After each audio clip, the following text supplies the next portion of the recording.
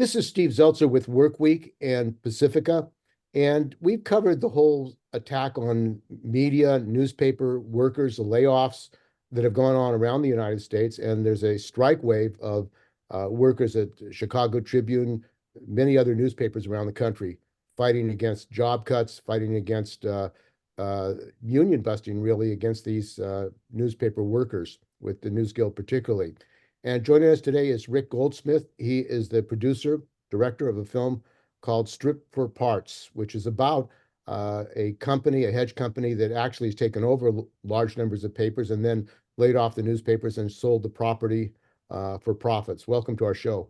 Glad to be here. So, Rick, this has been going on for a long time.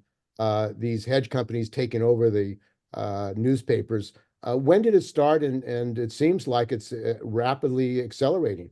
Hedge funds and private equity have gotten into newspapers in about the mid-200s, 2005, 2006. Newspapers, that was about the time that newspapers started to struggle financially. Back in the 20th century and before, it was a great place to get rich. You could also be engaged with the community, and most of the media moguls back then were engaged in some way, shape, or form, but it was also a great profit machine. And that ceased to happen in the first decade of this century. So that's when the hedge funds started getting in. And Alden Global Capital, this particular hedge fund, got into newspapers about 2010. Dean Singleton, a media mogul who owned the Denver Post and about 100 other papers, the Denver Post was their flagship. He was taking it on the chin for, financially. And so he found himself in the position where he was going to have to file for bankruptcy, and he had to get rid of the paper. And there didn't seem to be other media moguls that wanted to get into it, but the hedge funds did. And that's what precipitated this chain of hedge funds and private equity buying up newspapers and newspaper chains, selling off the real estate, and cutting the staff, and turning the newspapers into really less than journalism machines. It was horrible for the people that worked for them, because they got layoffs or buyouts, and more than that, for the communities they served. And we're talking about media monopolies because there's been an ongoing mergers and monopolization of the media, both TV and the newspapers. Aren't there rules against that in the United States? Well, there is legislation that can be put into effect, but it needs the political will. The antitrust legislation could be used against hedge funds and private equity, but it hasn't been. There was legislation back in 2019 that was proposed by Senator Warren, Stop Wall Street Looting Act, which would have affected the rules against, let me step back a second. Hedge funds and private equity, they are not subject to the kind of regulation, as SEC filings, transparency of all kinds, that regular newspaper companies and regular corporations are subject to. So this Stop Wall Street Looting Act would have instituted more regulations on hedge funds and made it more difficult for them to snap up newspapers singly and snap up newspaper chains. So there's a lot of government regulation that could be used or could be put into effect that hasn't been done yet, but it's kind of up to us to push on that chain to make these things happen.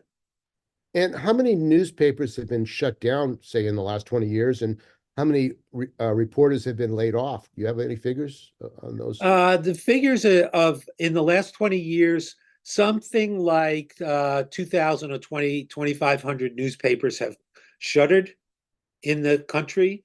Most of the takeovers by hedge funds and private equity have resulted not in shutting down the newspapers as people projected, would happen in 2 to 3 years. But they are still profit machines for the hedge funds. And we could kind of go into it's counterintuitive. How can you make money out of distressed industries? But that's the genius of these hedge funds with their model of distressed asset investing. How many working journalists have been laid off? The number of journalists who have lost their jobs, it's astounding. It's over 60% of the workforce. So I don't remember the exact figures, but you're talking about figures something like 72,000 working paid journalists being reduced to something like 30,000 in the space of 15 to 20 years. I mean, it sounds like the destruction of an industry. Is that really what's going on? They're destroying the industry and Well, very much so. Yeah, very much so. And I know in the film, part of the film is about the efforts to get a good billionaire to buy a newspaper. We just had the situation in the Los Angeles Times where it was bought by a so-called good billionaire who was going to Right. support it, and now they're laying off. That apparently did not work as far as looking for the good billionaire to help out the industry. Well, I think there's several problems with that. Excuse me. The business model has collapsed. It's not collapsing. It's not on the verge of. It has collapsed. The newspapers as print vehicles used to sell their advertising to advertisers. Macy's or your car dealership and the classified ads were a big, big source of income. And, beginning with Craigslist and then with the switch to digital, that model ceased to work. So the billionaires that are, as you say, are good billionaires that hold newspapers like in Minneapolis or in Boston, John Henry, um, uh, they they work to some extent because they want to keep their doors open, but they're losing money too, or they're not making as much money as they would like to. And it's only a matter of time. There's maybe three newspapers, the New York Times, the Washington Post, and the Wall Street Journal, who have a business model that work. And that's because they're national newspapers and their base has actually expanded in the digital age. But for 99.9% of the newspapers in the country, their base has shrunk because they've had to switch to digital. The advertising dollars are not available in digital at all.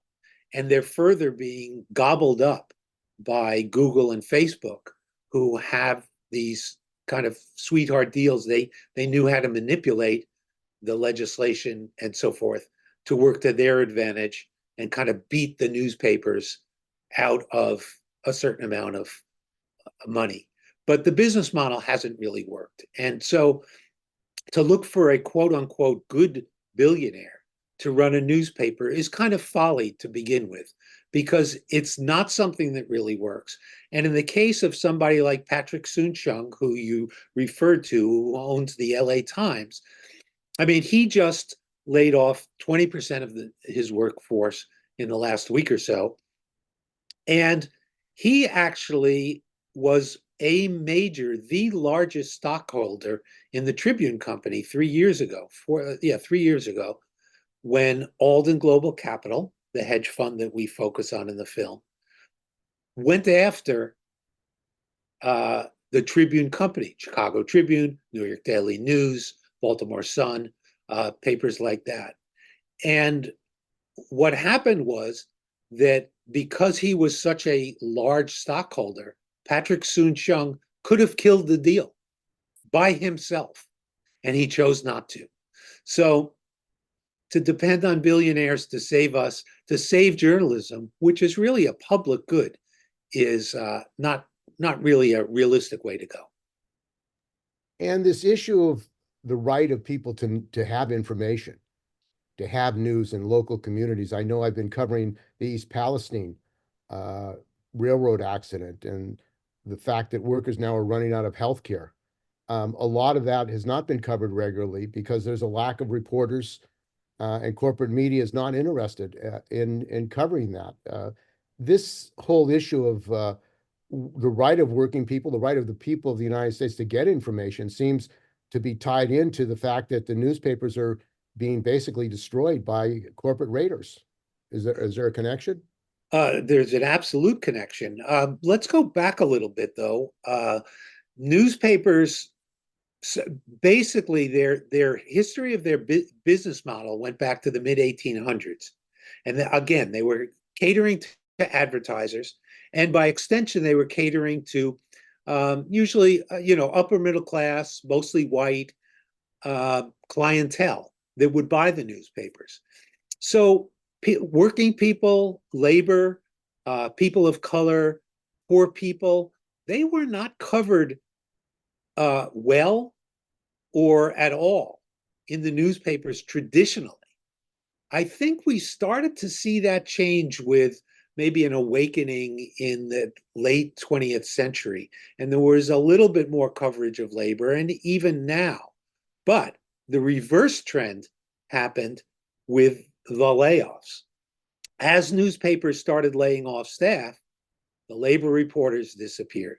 The reporters for local communities, reporters of people of communities of color, all those were, if you look at the LA Times that I referred to last week with this massive layoffs, they had just instituted within the last 2 or 3 years much more coverage of poor, working class, Hispanic, Latino, African American communities. And who were the first ones in this wave of layoffs that I referred to of the last week or two? Exactly those reporters who had been put on to cover those communities. So we're back to the bad old days where the people that need that coverage the most are not getting that coverage. And also, we face the rise of fascism in this country. It's growing internationally. It seems that this rise of fascism in the United States needs even more coverage. And yet, the monopolization of the media means that people aren't necessarily going to get all the information they do need to look at what's going on politically. Is that a concern? That's very much a concern. I think that the legacy newspapers in general have not done a good job around political issues, around elections. Here we have this very, very, very important election coming up, presidential election, and even now, all the coverage is horse race coverage. Is Nikki Haley going to do blah, blah, blah? Is Donald Trump going to do blah, blah, blah? They don't even cover Biden very much because he's the only Democrat in the race. But what we really want to know is, where does Nikki Haley stand on the issues? Where does Trump stand on the issues? Where does Biden stand on the issues? I mean, that's how the journalism of the day could help democracy flourish, but it's not happening. And with the rise of fake news, with the rise of the social media, that's where people get their news. We have less and less at our disposal to be able to fight off fascism, as you say, or to keep the democratic process going.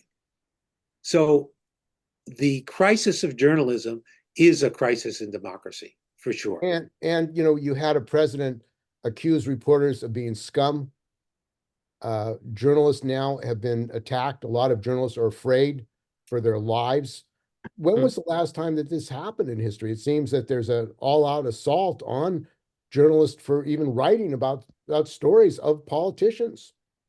I think that in the United States, this may be unique. It is certainly not unique throughout the world. And I mean, we have so many examples, and it is often when fascism comes. I mean, Mussolini was the original fascist, back in the 1920s. And when he came to power, he went after two big groups. and one was the labor unions. Well, three big groups. One was political opponents. One was the labor, uh, organized labor, and the third was the press. And he shut down a lot of the press that he deemed unfriendly. I mean, if you look at what President Trump was saying in 2016, 2017, it has echoes of Mussolini from 100 years earlier. And one of the issues in the newspaper struggles, I know in the San Francisco Chronicle, a lot of the young reporters were saying it's hard to even get training if there are no senior reporters. And that, I mean, being trained as a professional journalist takes time, and you need people who have been doing it for many years, and that's exactly what they're losing by the shutdown of these newspapers. They're losing senior journalists, and the whole professionalism journalism, is that also threatened as a result of these closures? Well, that certainly is a byproduct of the shrinking of the journalism pie, and it works this way with the hedge funds, and even with the other legacy papers to some extent, but I think with the hedge funds specifically and Alden Global Capital in particular, the MO is you buy the paper, you sell the property, and then you cut the staff. And by cutting the staff, what these hedge funds have found is that actually laying people off is a little bit dangerous because you risk the ire of the community. But what works quite well is if you offer buyouts. And the longer you've been if you're a reporter or an editor or a photographer at the paper, the longer you've been there, the bigger the buyout. The longer you've been there, the higher your salary. And so typically the reductions in staff, sometimes they're entirely taken care of by these buyouts. So then what you have is a lot of young reporters, usually very well-meaning, often well-trained, very sharp, maybe even more plugged into their community than the older reporters. But what you don't have is you don't have the experience. You don't have that, that Rolodex, whether it's an actual Rolodex or not. You don't have those contacts. You don't have, where are the bodies buried in this community? Who are the people that are, who are the people pulling the strings that maybe haven't gone to jail, but we know they're the, behind the politicians. That's in the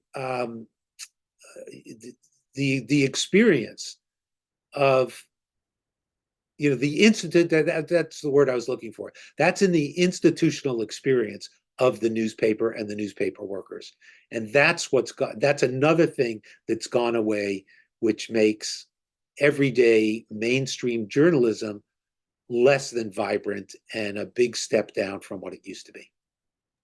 And the founding of newspapers in the United States was actually subsidized by the post office.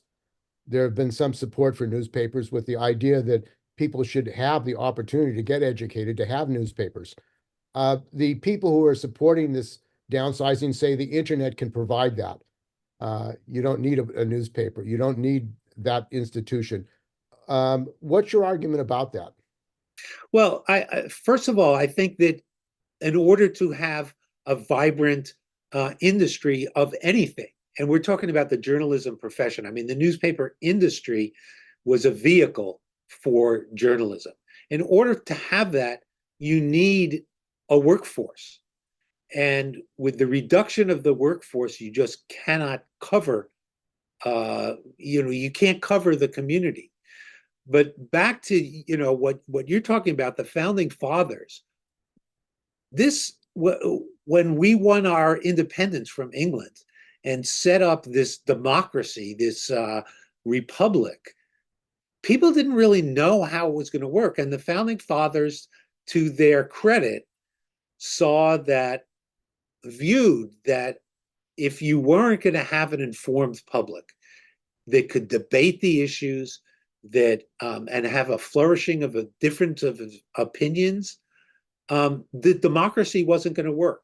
So one of the first acts that was passed by Congress, and the biggest act by far, the biggest workforce in the 1790s, right? We're talking about George Washington's time, was the post office.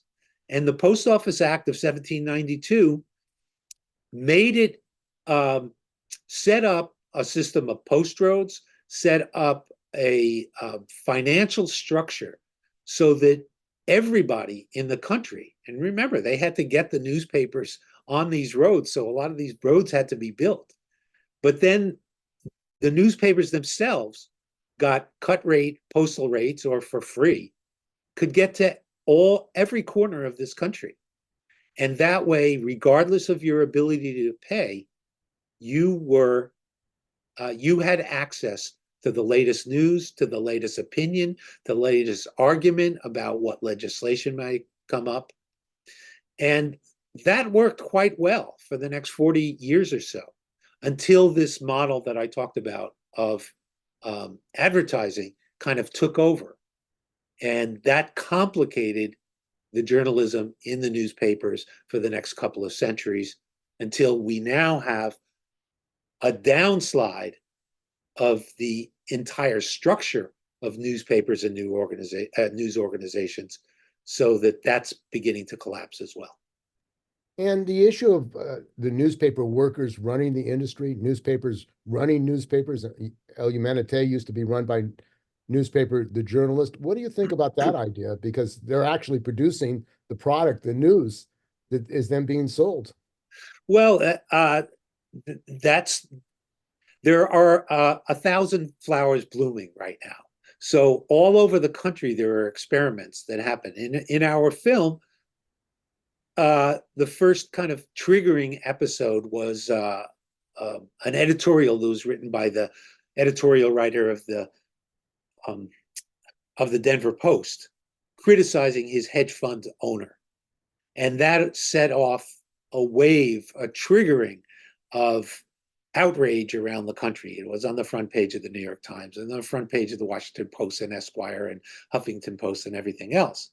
But what it also did was it prompted some of the senior editors and writers of that paper to be so fed up with what the Denver Post had turned into that they left the paper. 8 of them left the paper and formed the Colorado Sun.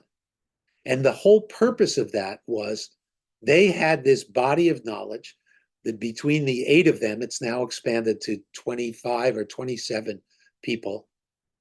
And they had that institutional knowledge. They were carrying it with them, and they were starting their own democratically run news organization. So it's that kind of thing. They're not flowering all over the country, but there are these small nonprofits, and there are at least 400 or so under one umbrella called the Institute for Nonprofit News, which each one of them has a different model. You know, one of them might have 3 people in the newsroom, another one might have 12. One of them might be focusing only on education, or only on the State House, or only on climate change.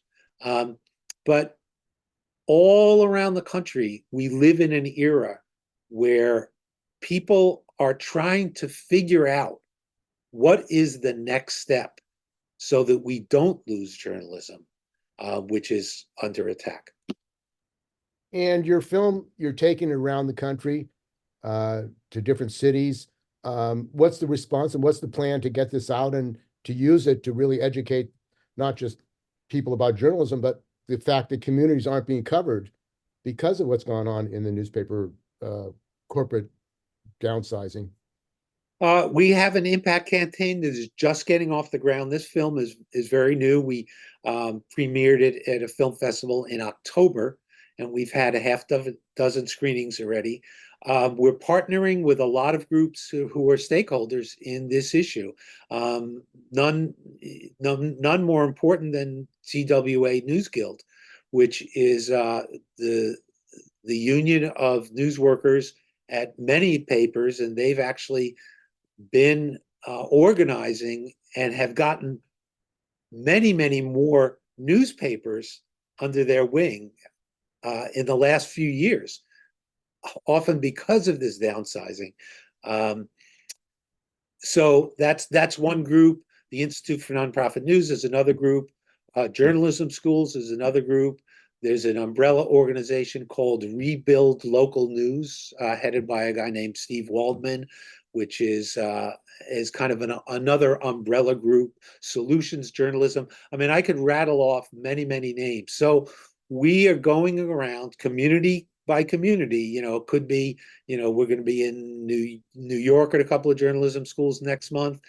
Could LA is on our docket, but places like Pittsburgh, Vancouver, Washington, Lexington, Kentucky. We're talking with people all over, and we're setting up screenings with the local groups, partnering with us, so we can get the message out.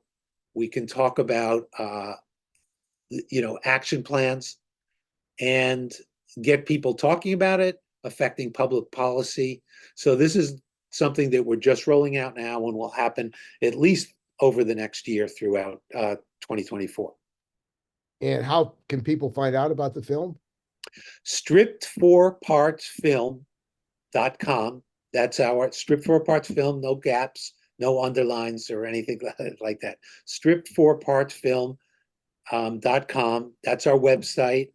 And you can get in touch with me through that. I also have email, rgoldfilm@gmail.com. People can contact me there.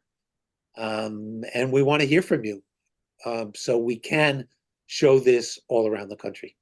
Well, thanks for joining us, Rick. And I think we've gotten a lot of information about why we're having the problems we are in the news industry, and why we have to defend journalists and the profession to get these stories out, which are critical to the future of humanity, really, and people in this country and around the world.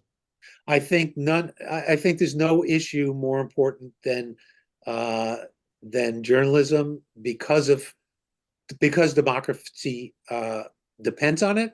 And I think we're at a position kind of like the environmental movement and climate change was, where 40 years ago there was a few scientists and people who they were talking it up, but the tree was falling in the forest and nobody was listening. It wasn't making a sound. And then gradually that took hold in communities. That's what's happening now. We are at that moment with journalism. The journalists themselves were the first ones to sound the alarm, and now that's beginning to become a wildfire of action.